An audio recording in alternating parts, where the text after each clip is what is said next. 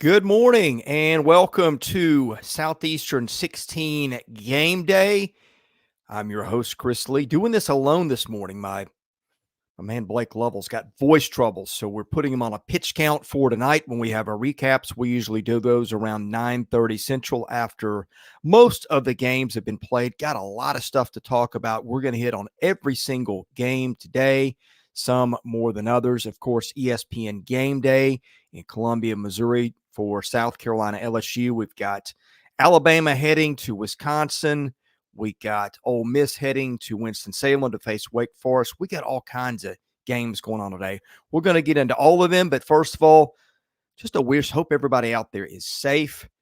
It's a kind of a bad weather time. I think some people are just going to get hit by rain. Some people on the coast are getting hit by worse, but in any case, we hope wherever you are safe and enjoying your weekend. And before we get started, I want to remind you, drop in your super chats.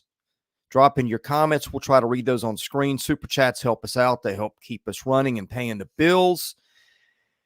And speaking of paying the bills, our channel is sponsored by BetOnline.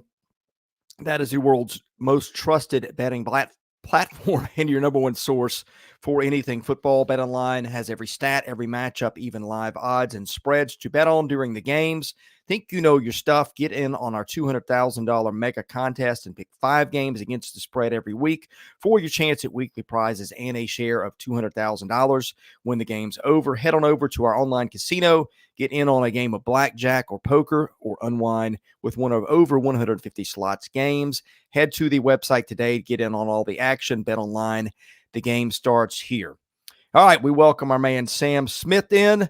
He is a regular here at the channel. He's being evasive on his location today. So anyway, we got some Missouri fans in the chat already. Missouri's got a big game with Boston College. I think a bigger game than anybody would have thought before the season started. I mean, we knew Missouri would have things at stake, but who would have thought Missouri-Boston College would be the only matchup of 2 top 25 teams in the SEC this week? I don't think I saw that one coming for sure. We'll get into that one. We'll get into all the games. I think we got 11 or 12, and I'll give everybody at least a mention, and I'm going to go in order of what I think are the most interesting games. And to me, your most interesting game is the one that ESPN Game Day has chosen. That is LSU, a 6-point favorite going to South Carolina. You can catch that 11 Central on ABC, or maybe not if you're a DirecTV customer. I don't know when that's going to get settled. But some things I'm looking for in this one today. Who's going to make the fewest mistakes?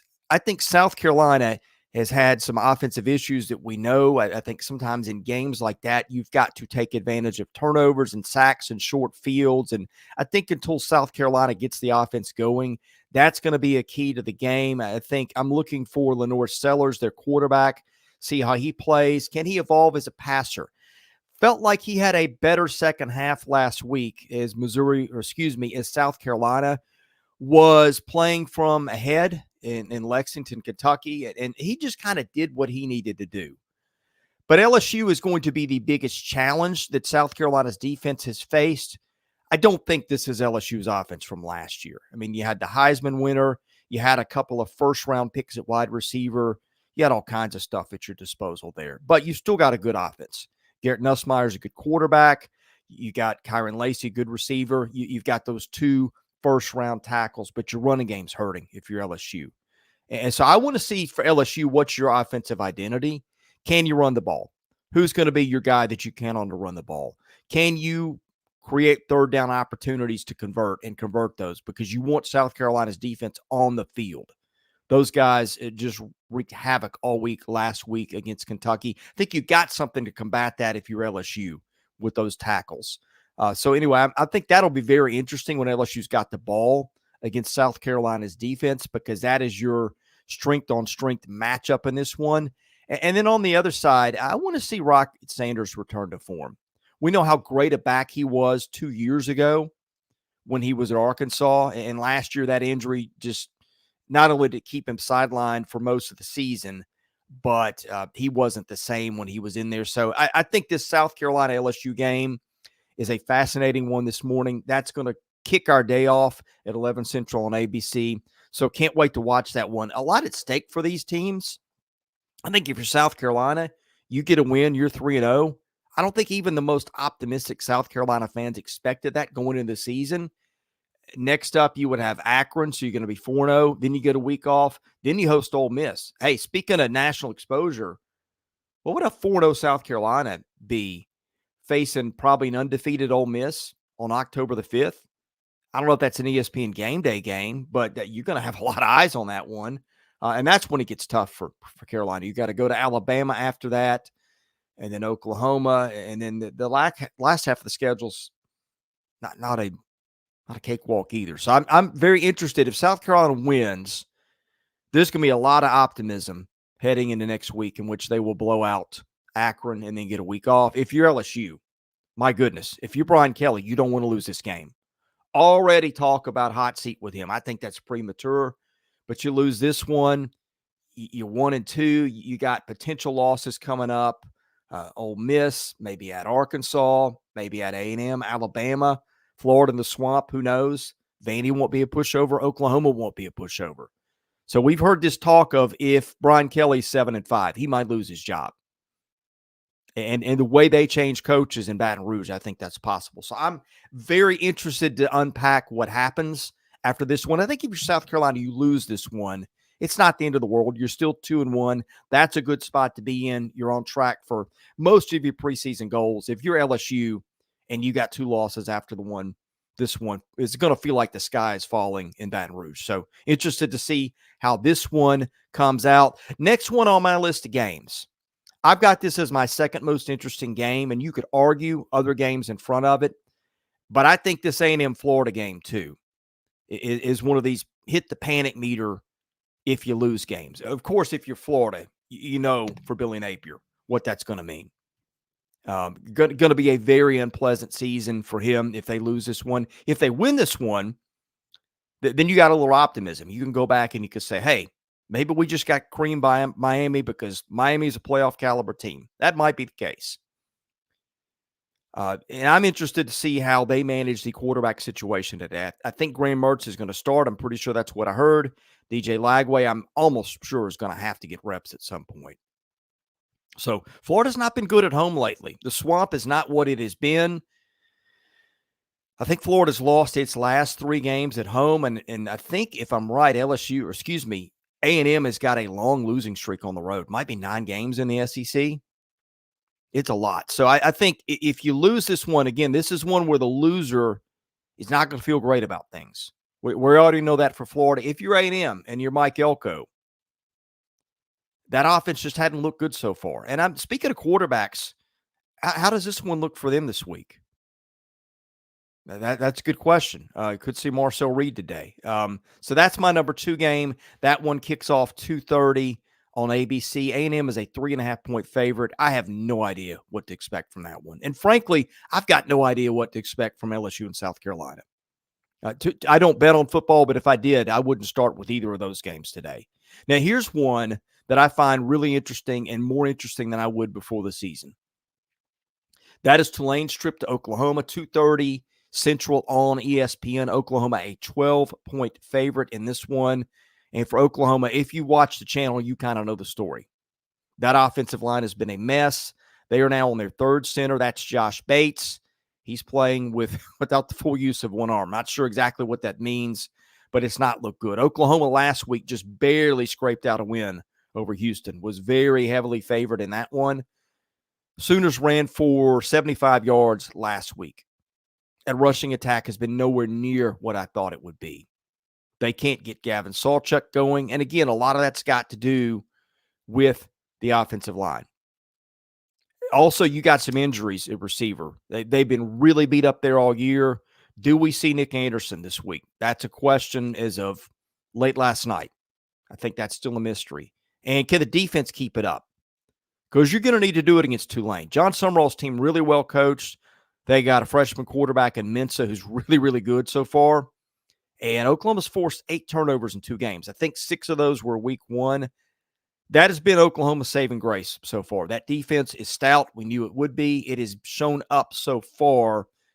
It's going to need to show up against Tulane today, and that offense is going to need to take its performance to a new level. I picked Oklahoma to win, But if you're looking for a double-digit upset in the SEC this week, I would have to take Tulane. A double-digit underdog upset, that is. And I hope I'm wrong about that. I was big on Oklahoma before the season. Still think the Sooners can have a good year. But the way injuries are just laying waste to that offensive line, they got a new quarterback who I like, but he's got a lot against him right now. When they can't establish a running game and he doesn't know what his line's going to look like from week to week, that's a bad spot to be in. Oklahoma Tulane, I think, is going to be more interesting than I would have thought. There's a really a good series of midday games. That's going to be going on at the same time. A&M and Florida is going on, so I have both TVs on, keeping an eye on that. Early game this morning, starting 45 minutes after LSU, South Carolina. That's Boston College at Missouri, 11:45 SEC Network. Missouri is a 14.5-point favorite. That's a lot less than we would have thought coming into the season. Nobody knew that Boston College was going to be any good. Bill O'Brien has done a terrific job there in his first two games at Boston College. Of course, you had the upset of Florida State in week one. Maybe Florida State is not the Florida State we thought, but certainly a team that's going to have a lot more talent than Boston College has got. So you got to look out for BC. Bill O'Brien, a really good coach, and they've got an identity. And I want to see some stuff from Missouri today too, guys. I think this is a playoff team, but I'll tell you what, it's not a playoff team if it averages 8.5 penalties a game, and that's what Missouri's averaging so far. So let's see Missouri clean it up this morning, or as this stretches into the afternoon. Running game, want to see what that looks like. I think they've got a three-headed trio of running backs in Nate Noel, Marcus Carroll, Kewan Lacey. I don't know that they're going to do what Cody Schrader did last year when he was the best back in the league, but I think they got three good ones, having watched those guys. So does their running game approximate what they got with Schrader last year with those three guys? Looking for that. This is going to be a big test. Speaking of offensive line injuries, Missouri's got one. Center Cam Johnson has been questionable. We'll see if he plays. Certainly having an experienced center against that defensive front going to be key. And I think third down defense is going to be a thing to watch for Missouri too. Boston College quarterback Thomas Castellanos, super mobile guy. And you know what I think about quarterbacks who can run? That makes third downs really perilous when a guy breaks containment and busts a play on you. So I think third down defense for Missouri going to be a key here today. I think Missouri wins this game, but I don't think it's a given. And I'm not shocked if it's close in the fourth quarter. Missouri has been dominant so far in two games, still has not given up a point, but this will be hands down the best team the Tigers have played. All right, next one. My next most interesting game, I could argue a couple games behind this ahead of it, but I think Georgia and Kentucky is interesting for different reasons. Do I think Kentucky's going to pull an upset? No. Georgia's a 22-point favorite for a reason. By the way, this game, 8:30 on ABC. But I think for Kentucky, I just want to see these guys look better. You don't have to beat Georgia. Now if you do, you've got a lot of optimism for your season again. I don't think that's going to happen. But we've talked about how Mark Stoops has had the formula to keep it close with Georgia. I want to see, can Kentucky just look respectable today? Big game for Brock Vandagriff against his former teammates. Want to see, can they do something on offense? This is not the team you want to be facing when you're having offensive struggles, but that's a lot they drew. As for Georgia, I'll be shocked if they don't win this game. I think it's, a 41-game regular season winning streak. I don't think Kentucky's the team to break it, but I am looking for Trevor Etienne. Got off suspension last week, carried it, I think, 5 times against Tennessee Tech. Kentucky's defense is going to be a much bigger test. I want to see what their running game looks like today. I think Georgia will win this one comfortably, but if Kentucky can keep it close, you start to bring in a little bit more optimism. You got a game next week with Ohio that's a tune-up game. Can get you back to 500. So there's a path for Kentucky here, but you need to develop some confidence today, which is easier said than done when you're playing Georgia. All right, next up, I've got Alabama at Wisconsin as my next most interesting game. That's 11 on Fox. I would have thought before the season that I would have had this game probably higher up on the list, but I just don't think Wisconsin's very good offensively. Tyler Van Dyke and that offense just have not scored a lot of points. I think a high 28 in 2 games, in 2 easy games so far. So I think for Alabama, you want to see this team clean it up on the offensive line. The penalties, the sacks, all those things that plagued them last week against South Florida. Want to see those things cleaned up. But one way to help that, your offensive line, is to get Caden Proctor back. He's supposed to make his debut today. That's going to help. And I think red zone defense for Alabama going to be a big thing. I think Alabama's allowed 1 out of 6 TDs in the red zone. Of course, they shut out Western Kentucky in the opener. And I don't think talent-wise this is the Alabama defense we've seen, but they've been really stingy in the red zone. If you're Wisconsin, you want to pull the upset. I don't think hat for hat you can beat Alabama.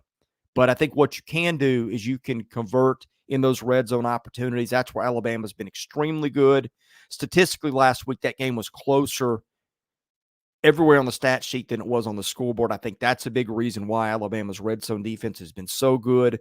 Wisconsin is going to have trouble scoring points today. But if it's going to pull an upset, it's got to do better in the red zone than teams have done against Alabama so far. Again, Crimson Tide, a 16-point favorite in Madison, 11 o'clock on Fox. I will be shocked if Alabama loses this, but Luke Fickell has coached in some big games before, so you never know. All right, next up on my list, and this is probably ranked a little bit higher than some people would have, but I think Vandy going to Georgia State. Got a lot riding on that for Vanderbilt. 10-point favorite, 6 o'clock, ESPN+. So check the app for that one. I think Vanderbilt has looked really good in 2 games so far. It is not an explosive offense, but is a ball control offense. It's an offense that just keeps the ball. They have not turned it over all year. Now, they've been sloppy on penalties, and you don't want to see those derail it against the Georgia State defense. It was been pretty good at times and really hung in there with Georgia Tech. I think the final score was a little bit misleading. This is a team in Atlanta. As we all know, Georgia's got some talent. They've also got a lot of transfers. You got a lot of SEC guys on that staff down there at Georgia State. So I think they're going to have some athletes. I don't think this is a gimme game for Vanderbilt. It's their first true road game of the year. But I think Vanderbilt just needs to go down there and not beat itself, take care of the ball, don't get penalized, and keep your quarterback healthy. This is going to be a common theme going forward with the rest of these games. If you're Vanderbilt, you have got to get out of this game with the win and with Diego Pavia in one piece. I think those are the keys. I think Vanderbilt will go ball control, hang on to it, try to win the way it did the first 2 games. But I think this is a game, it's not a gimme for them. And for Vanderbilt, chances of a bowl game before the season were not good. But we said all along, hey, if you were going to go to a bowl game, you got to get that Virginia Tech game. They did that. Had to not stump their toe against Alcorn State. Vanderbilt did that. Didn't allow Alcorn past midfield. And I think you got to win this game in Atlanta. You don't win this game in Atlanta today, if you're Vanderbilt, you're not making a bowl. You do win it, you look down the schedule, you go, hey, you know what? We'll probably beat Ball State. We maybe got a shot at Auburn. South Carolina got that at home. Who knows? At Kentucky. But let's see what Kentucky is. There's a lot of games that are winnable for Vanderbilt now, potentially, if they win this one today, that weren't on the table before the season. So I think that's why this one deserves to be a little bit higher up the list than some of the games below it, because I think it's got some significance. And I think some of these games we're about to talk about, frankly, are going to be runaways. And I think right there with Vanderbilt, in terms of interest, is that Toledo Mississippi State game. Now, I think that lost some luster last week when State went to Arizona State and just got creamed in the first half and dug a hole, came back, but just didn't have enough to get out of it. Couldn't stop the run. You can catch this one 6:30 tonight on ESPNU. State a 30.5-point favorite. I think Mississippi State needs to show up against the run. That's been an issue. Well, certainly was an issue last week. And I think State needs to run the ball better. We're pretty sure they're going to be able to move the ball through the air with all the weapons they've got. But last week they ran the ball 26 times for 27 yards against Arizona State. Toledo's not going to be Arizona State, but it's a good program under Jason Candle. Been there 9 years, had winning seasons all 9 years. They have put some defensive players in the NFL, so he's got some experience developing those guys. I want to see how State holds up in the run game defensively and how it's able to run the ball. Does Kayvon Lee emerge as a back? Does Booth from Utah State, their transfer, who was really good a year ago, does he have a big week? They need somebody to step up and give them a rushing attack because they have not had that so far. So I think that one is sneakily interesting. Again, State a 10.5-point favorite in its backyard. I don't think this is a runaway for State, but it is a nice win for Jeff Lebby if he can get it. But again, I don't think it's a gimme. Now, I'll tell you a game I think is close to a gimme is Ole Miss going to Wake Forest. 21-point favorites. You've got to watch that one on the CW network. I'm not entirely sure what that is, but my internet research has told me I think you've got to have some kind of app to watch it. So that may be on TV packages somewhere. But if you want to watch this game, get the iPad or the laptop ready and do your research ahead of time because you don't want to miss kickoff if you're an Ole Miss fan. So take care of that ahead of time if you're going to watch this one. But I want to see for Ole Miss. It's been dominant. I think it will dominate offensively again this week. I just don't think Wake's defense can slow down Ole Miss. But I want to see what Ole Miss does in its first real defensive test. I'm a believer in what they've got on that side of the ball. But the two teams they've faced so far, Furman and MTSU, are not going to have anywhere near the threats to score that Wake's got. And look, Wake is not probably an average SEC team talent-wise, but it's better than what Ole Miss has seen. And the other thing is they run that slow mesh offense, which is super difficult to defend. So you got to be prepared.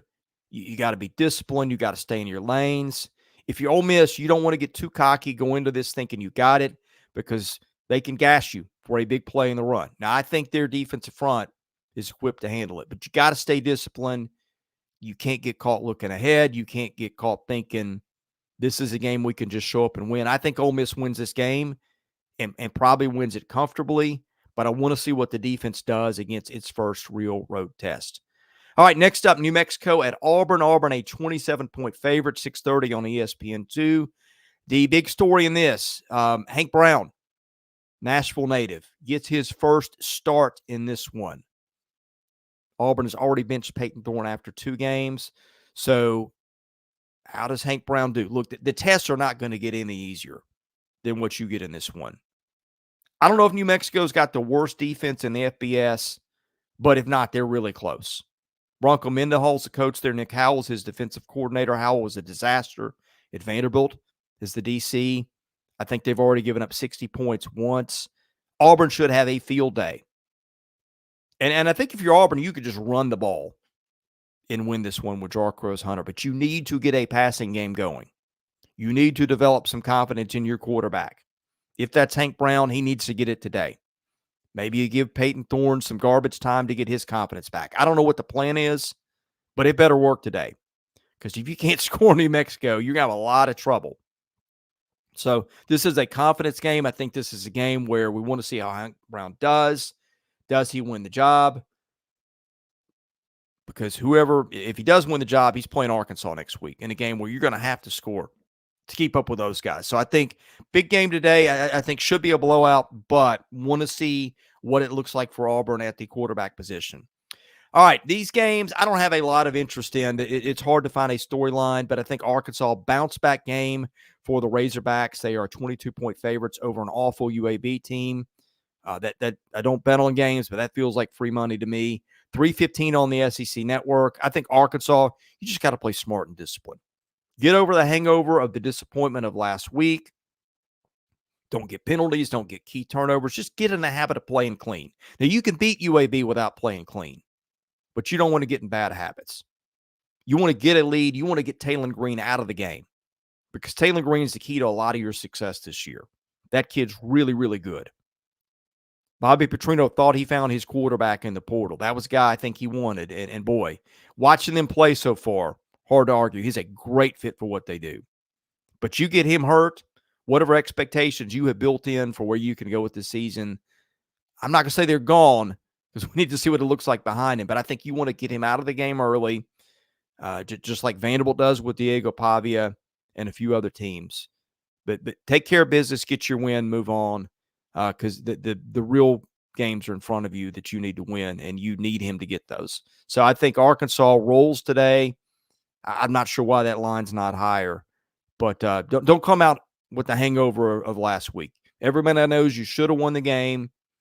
Go out, be sharp, play hard, win it decisively. All right, next 2 games are going to be laughers. UTSA at Texas. UTA is not quite the team that I think we thought they'd be coming into the season. Not going to matter anyway. Texas is looking like a juggernaut. 35-point favorites. Again, that's one where I'm not sure why it's not more. 6 o'clock on ESPN. My story for line for this one, Arch Manning, because he should play a lot today. Might be in at halftime, maybe before. Maybe Texas has a letdown. Maybe it doesn't go that way, but I think this is an Arch Manning game. Let's see what it looks like. That's, to me, about the only thing of interest. And in the game today that I just think is – there's almost nothing interesting here because we know how it's going to turn out. Kent State is a 49-point underdog at Tennessee. I think it's going to be worse than that. I think they could play me and Blake at quarterback and still pile up points. 645 SEC Network. The only thing I want to see in this one, get your quarterback out of the game. Put Nico in bubble wrap. Maybe put him in one of those Seinfeld bubbles. I don't know. Just keep him safe. Get him to next week. Move on. Take your win. You can pile up points against this defense with the weapons you've got and the depth you've got.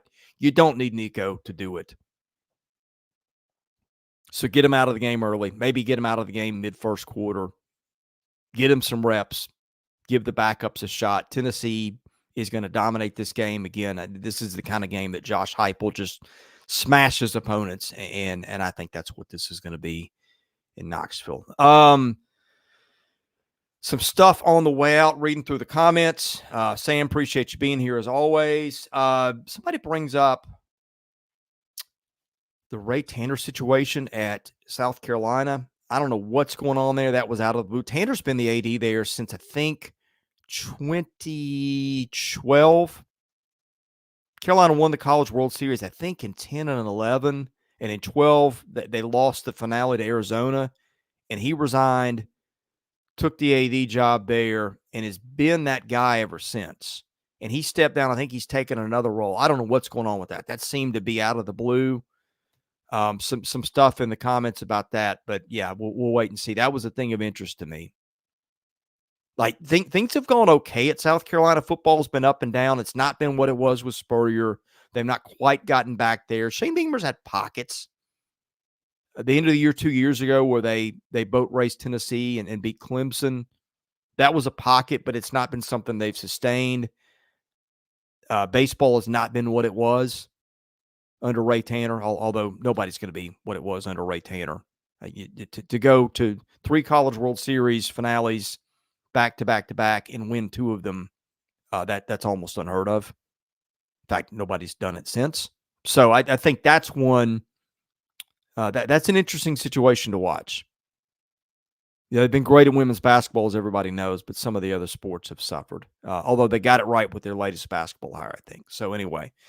Yeah, it's big game today, or big games today. Again, the ones I'm watching the most: LSU at South Carolina, A&M at Florida, Tulane at Oklahoma, BC at Missouri, and Georgia at Kentucky are my top 5. Next 3 of interest: Alabama at Wisconsin, Vandy at Georgia State, Toledo at Mississippi State, Ole Miss at Wake Forest, and New Mexico at Auburn. All those games have a degree of interest to me just because I think either the game's going to be close or there's a storyline there that I can tell you as being interesting. Those last 3 games: Arkansas, UAB, UTSA at Texas, Kent State at Tennessee. Those are going to be blowouts where I think, other than keeping you guys healthy, not much to see here. All right, we'll be back tonight, I think around 9:30 Central with a live stream. Best way to get that is to hit the subscribe button, enable your notifications so you know when we go live. Leave your comments here. And give us a thumbs up if you don't mind. That helps our analytics. And, yeah, we'll be back tonight. We'll take your questions. We'll break down everything that happened in the SEC. And then we'll be back Monday morning with power rankings, predictions, all the stuff we do at the channel. If you're a baseball and basketball fan, we do weekly content on baseball and basketball, even in the offseason. So check out our stuff on the channel there as we find stuff to talk about. And thank you all for watching. We've got a great audience out there. I see some regulars in the comments. And we appreciate you guys. We wish you a safe and happy weekend. God bless you all. Thanks for watching. I'm Chris Lee. We are Southeastern 16, presented by BetOnline.